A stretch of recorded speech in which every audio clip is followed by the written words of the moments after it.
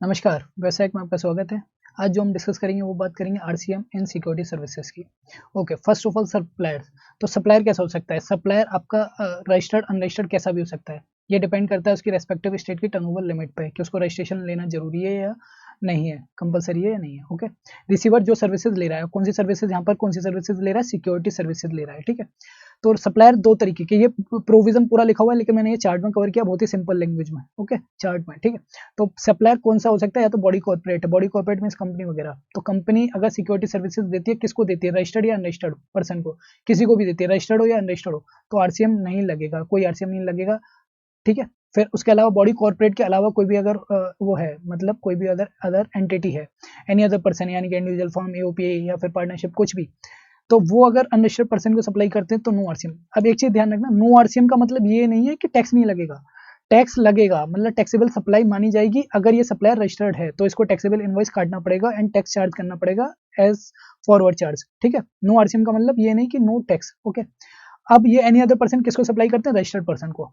ठीक है, registered person जो जीएसटी में रजिस्टर है। अब रजिस्टर्ड में तीन कैटेगरी मैंने बनाई है। ठीक है, पहला section 10 composition scheme registered person, मतलब जिन्होंने रजिस्ट्रेशन ले रखा है वो सेक्शन 10 में 10 में ले रखा है, यानी कि एज एन कंपोजिशन डीलर ले रखा है, तो भी आरसीएम अप्लाई नहीं होगा, नो आरसीएम।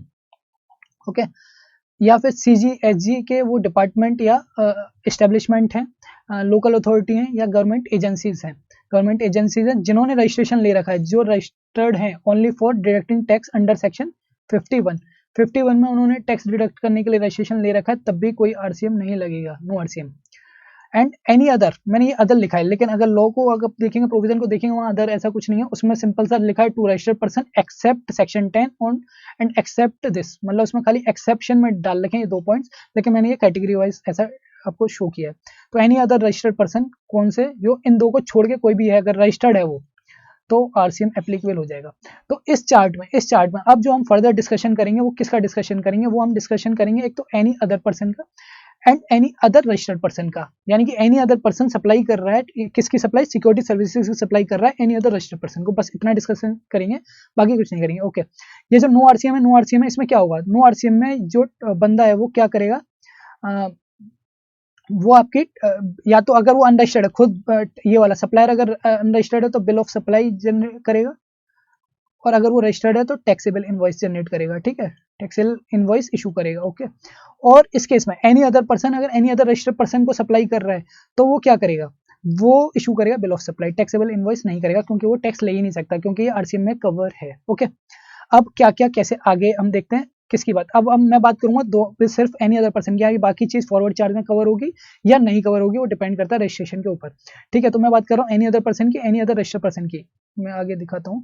ओके, सप्लायर यानी कि एनी अदर पर्सन।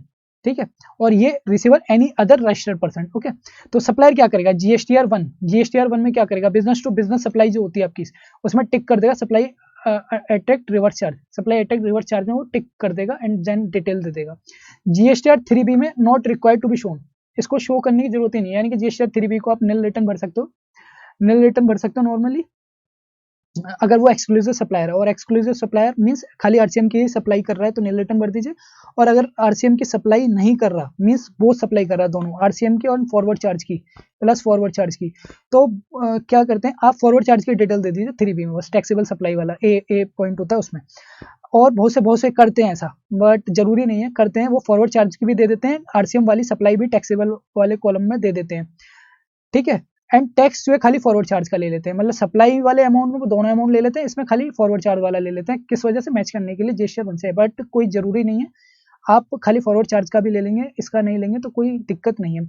और खाली अगर मान लो किसी की फॉरवर्ड चार्ज है ही नहीं और वो नील नहीं भर रहा और आरसीएम की सप्लाई खाली इसमें डाल रहा है, तो वो ये तो डाल देगा लेकिन ये फिर उसको जीरो रखने पड़ेंगे क्योंकि आरसीएम उससे टैक्स तो कलेक्ट नहीं किया, तो ये एक्सेप्ट ही नहीं करेगा। ओके, ये एक्सेप्ट ही नहीं करेगा, टेबल में आपको दिखा दूंगा। ओके, नाउ रिसीवर जीएसटीआर 1 में क्या करेगा? तो ऑब्वियसली ये सेल्फ इनवॉइसिंग जनरेट करेगा, अपनी सेल्फ इनवॉइस करेगा, क्योंकि जब भी कोई रिवर्स चार्ज में कवर होता है सारी जगह रिवर्स चार्ज वाले केस में सेल्फ इनवॉइसिंग है, जिसमें वो टैक्स अपना खुद का टैक्स खुद जमा कराएगा। तो ये अंडर कॉलम 13 में डॉक्यूमेंट्स इशूड वहां ऐड कर देगा अनरजिस्टर्ड सप्लायर से, जो भी इनवर्ट सप्लाई है उसके उसमें, बहुत से लोग नहीं करते हैं इसको, तो वैसे करना चाहिए। बाकी 3B में क्या करेगा? 3B में 3.1D में ये आपको शो करेगा, जो इनवर्ट सप्लाई है, इनवर्ट सप्लाई मतलब रिवर्स चार्ज का कॉलम है, मैं आपको दिखा दूंगा।